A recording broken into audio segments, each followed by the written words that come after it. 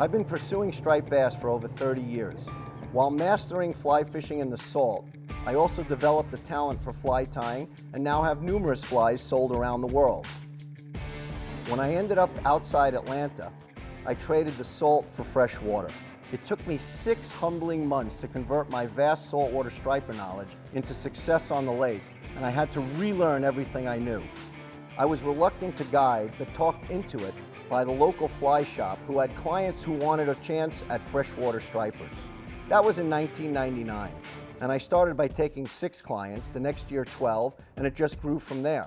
I currently run roughly 60 guided trips a year on Lake Lanier, Lake Allatoona, and the Chattahoochee River in Atlanta. I target landlocked stripers, hybrids, Kentucky spotted bass, and carp. Sharing my knowledge with others on the water through seminars, articles, or my signature flies is what keeps me driven to fish. I'm Henry Cowan, and I'm an outfitter.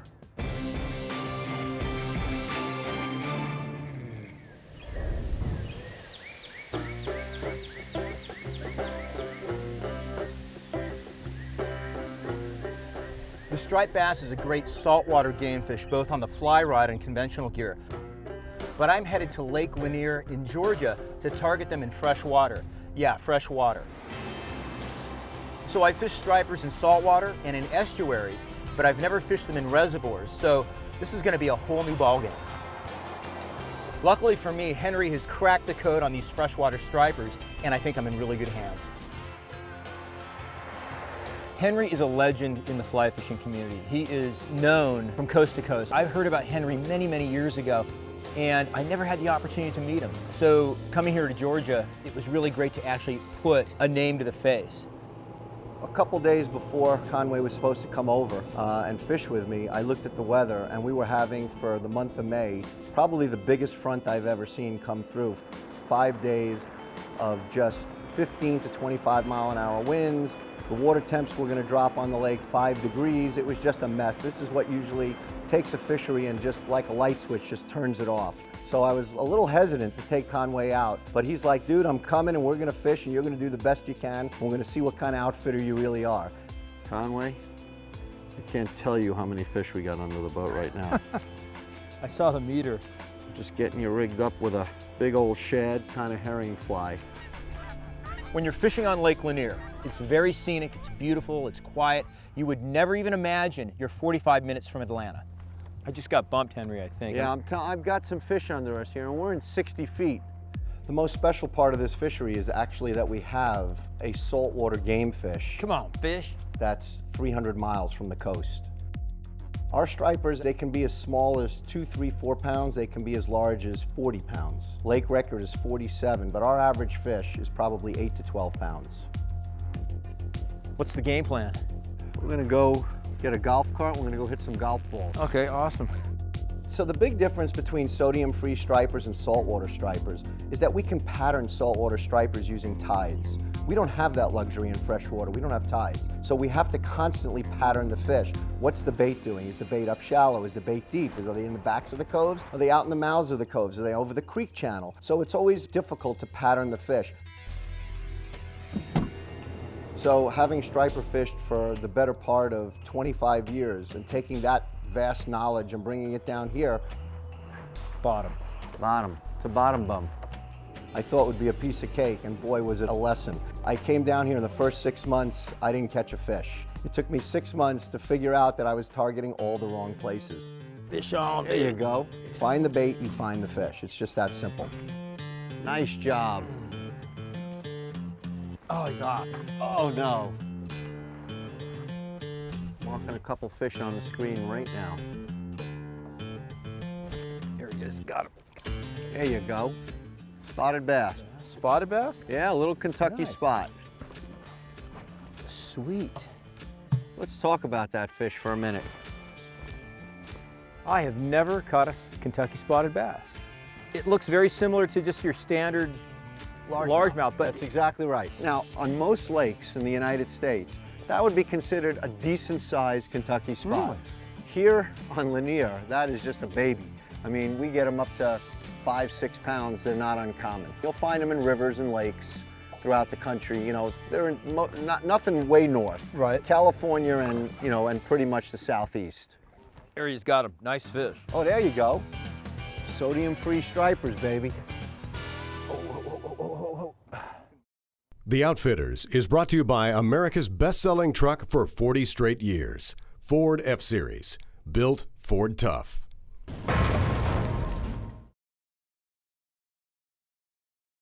Henry, what's the history of Lake Lanier?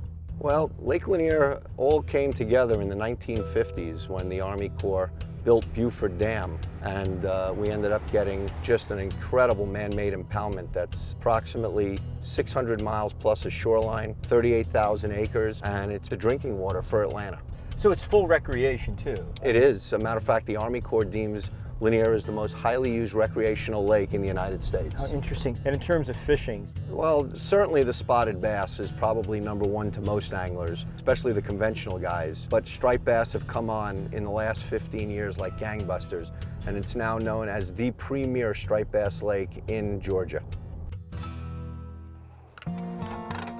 By the early 1970s, we had an overabundance of threadfin shad.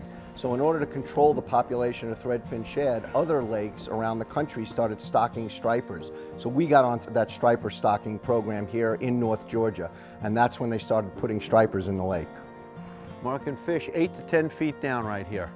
So when I first came down back in the late 90s, this was a spotted bass lake. While there were stripers in here, I'd say for every 20 anglers that spotted bass fished, 1 would striper fish. Today, I'd say it's probably a 60-40 split, 60% spotted bass, 40% stripers. I mean, we still host a number of major tournaments every year on this lake for spotted bass, but this weekend we had a 200-boat striper tournament on the lake. Henry and I are both avid fly fishermen, but the conditions were such that the fly rod wasn't going to work, so we decided to switch over to conventional gear. So this is a Sebile Magic Swimmer. Great lure. A lot of fly anglers will tell you if you go back to conventional, you're fishing the dark side. I don't believe that one bit. I just love my customers to catch fish, and I enjoy catching fish. And I'll be honest with you, as a guide, there are a lot of days where it's easier for me to find the pattern that's working on the lake. With a conventional rod, I can make twice as many casts with a spinning rod than I can with a fly rod. So for lack of better words, it's a necessity as a guide to be able to fish a spinning rod. Oh, there we go. There you go. Nice. There we go. Took a topwater. Oh, it's a striper, I believe. I think it's a little striper. The way he's pulling, not bad for a topwater. Not bad. Look at that thing. He ate a mirror lure. Good job, man. Just like a Zara spook. What do you got here? 8-pound test? Good job. Look at that. Wow, that is incredible. Anytime you want to go fishing on topwater, that's just incredible. This is what brings people to Lake Lanier, is the fact that you can catch saltwater fish on a topwater bait 300 miles from the shoreline. And this type of fishery is available not only here in Lake Lanier, but throughout the southeast and a good part of the United States. Sodium-free stripers, baby. Perfect. Thank you.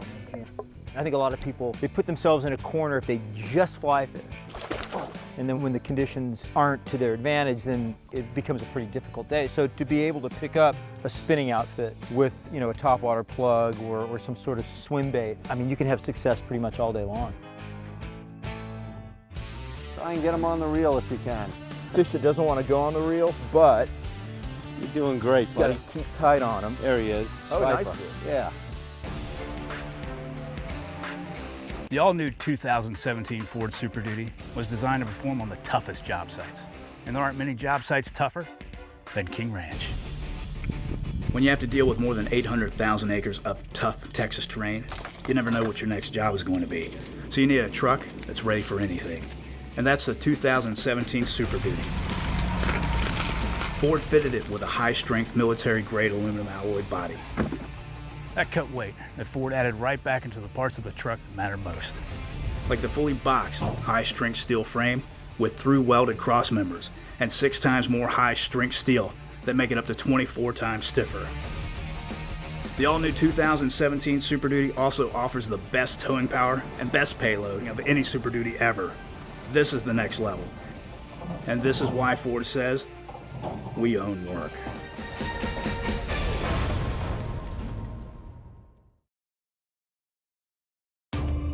So I grew up in New York City, literally in the mouth of New York Harbor. That's where I cut my teeth on fishing. And by 21, I was into serious jetty striper fishing, working the water in the middle of the night in search of trophy fish. So I moved down here in the late 90s for business. What was nice about this area was that they had a striper population. So I'd get to have that fishing that felt like home. There was one angler when I came down here who was targeting stripers on the fly. He was a part-time guide. All he did was fish with a floating line in the backs of coves in shallow water. And he had some success, but not knowing that you could target all aspects of the water column, that's what really opened the floodgates to being able to catch lots of fish 12 months a year on this lake. All right, I think we're gonna make just a quick move. I fish with guides that fish very quickly, but Henry takes it to a whole nother level. If we're not successful right away, boom, we're out of there. When we talk about the water column, we have the top water. When the fish are surface feeding, we can use poppers and catch them using floating lines on top. Many times the fish are not showing themselves. They're a little more secretive. They're on the banks and they're kind of just under the water column, a foot to 3 feet down, and that's when you use a slow sinking intermediate line. But most of the time we're fishing fast sinking lines. Fast sinking line allows you to fish from 5 foot down to 30 foot and target those fish that are down where the bait is most of the year. There you go, there's a spot. Good job, Conway. All right. Early morning spotted bass. Ooh, look at this guy. Whoa, check that out. Yeah, that's a nice spot. That's our typical average size Kentucky spot right there. That's a powerful fish. Which one did he eat, the Game Changer? Game Changer. He absolutely Inhaled it. Yeah, man, I'll tell you, Blaine Chocolate's Game Changer is fantastic. Great fish. Woo! That is your typical, that's an average Kentucky spot for our lake. The great thing about this fishery is you have stripers mixed in with spotted bass and spotted bass mixed in with stripers. Wow. Great fish. That's a great fish on a fly ride. So you never know what you're gonna get. In the summertime, we catch those fish on 6-weights and poppers all summer long, from June straight through to September. You know, it's interesting, in the last few years, we've gotten a lot of boats out here fly fishing that we never used to see before. Really? You can see those anglers across from us are fly fishing. We're seeing more and more of that on Lanier. I started fly fishing back around 1990, and by 91, I started getting into fly tying just because I knew there were certain lures that I wanted to mimic from the saltwater, and that's really got me into fly tying. You know, I'm a guide. My flies are guide flies. My patterns just work and they're quick to tie. I need flies that I can bang out in 5 minutes so I can replenish the quiver. All right, we're gonna tie a coyote for you, Conway, today. Okay. This is one of your originals, right? Yeah. This was a fly that I designed back in the early 90s, fishing for stripers in New York. My #1 lure on a conventional rod was a Blakemore Roadrunner. So when I started fly fishing, the first thing I said is, I need a Roadrunner. So I started tying flies and came up with this pattern that we called a coyote. Okay. And it's called a coyote because it followed the Roadrunner. So Henry and I are working this point. I had just caught a really, really nice spotted bass. I made a cast. I started stripping it, and all of a sudden, Area's got a nice fish. Oh, there you go. and actually I thought I had the bottom, but all of a sudden the bottom started moving, and I got such a bend in my fly rod, and at that moment I knew it was a striper because the way a striper fights, it's very, very, very powerful. So I'm stripping this fish in, it's going under the boat, and all of a sudden the fish basically heads right for the port corner. I worked my way all the way around the boat. It was sort of chaotic, and I got finally up the starboard rail, and there was the fish, and I got a look at that fish, and it was a really, really, really nice striped bass. Ooh, that's a sweet looking fish.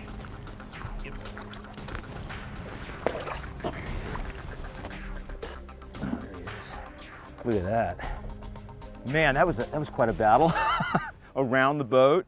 You know, a lot of my customers would have lost a fish like that, but not an experienced angler like you. I had probably 40, 50 feet of line on the deck. And you just had to keep staying tight to the fish, which was great. That was really great angling, Conway. what a beautiful fish. Get some pliers. Yeah. Okay, this is what it's all about. I felt the power of a Lake Lanier striper on the fly rod, and it was really, really cool. Just looking at that fish, looking at the apex predator that lives in Lake Lanier, it's pretty special. Good job, my man. Yeah. That was really good angling. Hard work. Henry basically said, hey, look, we've got stripers under the lights on Lake Lanier, and I would like you to try to target some. So I was like, why not? Let's give it a shot. One just turned. Got him. There you go. Good job. Oh, dude, look at that guy. Ford F-Series has been America's go-to truck for 40 years. Now's your chance to join one of the great outfitters you see here and win an F-Series truck. Just visit thefordoutfitters.com and enter the Ford Go-To Sweepstakes.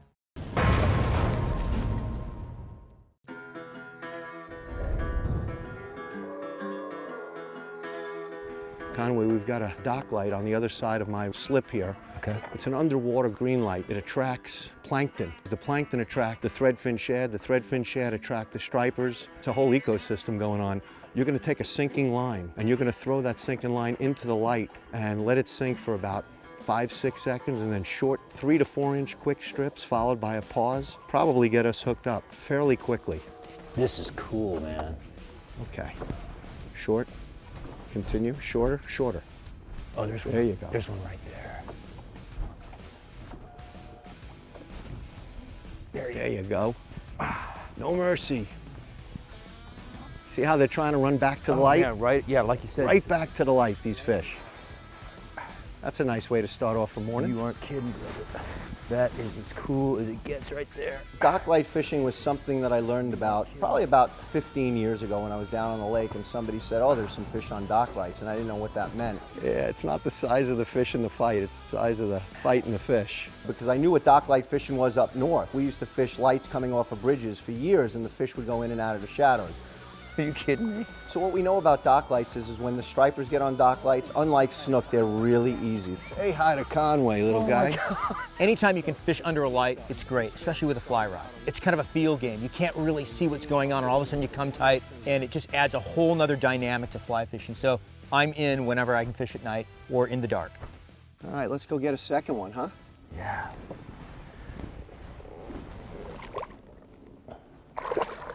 Go, buddy. Once you hook a fish on a dock light, you can spook them off. A lot of times it's a one fish, move on to the next light. Conway was just stoked. But you put all these lights in here, right? Yeah, these are all lights that we put in. As a matter of fact, the next light that we're going to and then the light after that, those are my customers. I've taken them to lights, they've loved it, so they put in lights on their own dock. Those are the underwater lights. The cool thing is you can go to above water lights, you know, just a big old white halogen. But the difference is there are white lights and there are yellow lights. The yellow lights don't attract the fish because the yellow lights don't attract the plankton. The white light does. Oh, interesting. So you know what we do? I have a whole different supply of light bulbs in the boat. Start changing We them just out? change them out in the middle of, you know, in the day when the lights aren't on because they're on timers. We turn a yellow light into a white light and we got ourselves a fish factory. Oh my gosh. Oh, there he is. Dock lights. Dock lights. Oh, look at this guy. Yeah, that guy's a little bigger. There you go. And Conway, all you need to do on this light is put a cast right across the dock. One just turned. One just turned. Got him. There you go. Good job. Oh, dude, look at that. Oh, that's a bass. That's a largemouth. Yeah, it's a big bass. That is a pig. Oh, yeah. And I'm from Southern California. That is a big This bass, guy? brother. This is a delta fish. Look at that, man. There we go. Look at that. Look at that bass. All right, that's incredible.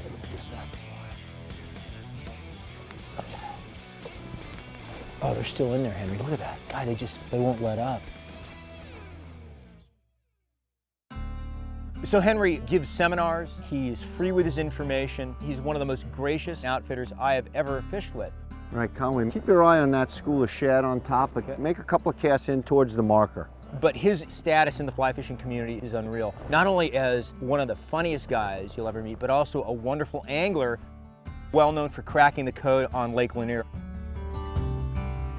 There we go. Fish was sitting right on the bottom. Oh, look at that. That's a good looking fish. Nice job, Henry. Yeah. Fish ate the coyote. And you can see that blade really just gives enough vibration out. Those fish can really sense it and feel it. Fish on, baby. One thing I've learned over 15 years of guiding, my job is to encourage, not discourage. There we go, double. We got a double. Now that's good bass fishing when you get a double on the fly. You know, lake fishing, in my experience, is the hardest fishing I've ever done. Let's break it up into three. There's cold water trout, there's warm water lakes, and there's salt water. I will tell you, lake fishing, the warm water, is the hardest fishing I've ever done, next to carp fishing. And that's what keeps me coming back. I love catching easy fish, but you know, there's something about the challenge and trying to figure things out. And then being able to share that with other people and show them what you figured out so that they can share it. And it just keeps going and going. It's sort of the pay it forward. There you go. Oh, That's a better fish right there. That's why I'm driven to it. I just want to keep trying to figure things out. That's what makes us better. That's a beautiful, now that's a Lanier, Kentucky spot right there. man, that is a strong fish. I mean, there you go. That is a beautiful Kentucky. Look at that. Woo! Man, that is a cool looking fish. Look at that. The morning fishing was great. Henry and I caught a handful of spotted bass. All those fish were caught on the fly, and it all came together. We didn't get any stripers, but you know what? Who's gonna pass up on spotted bass?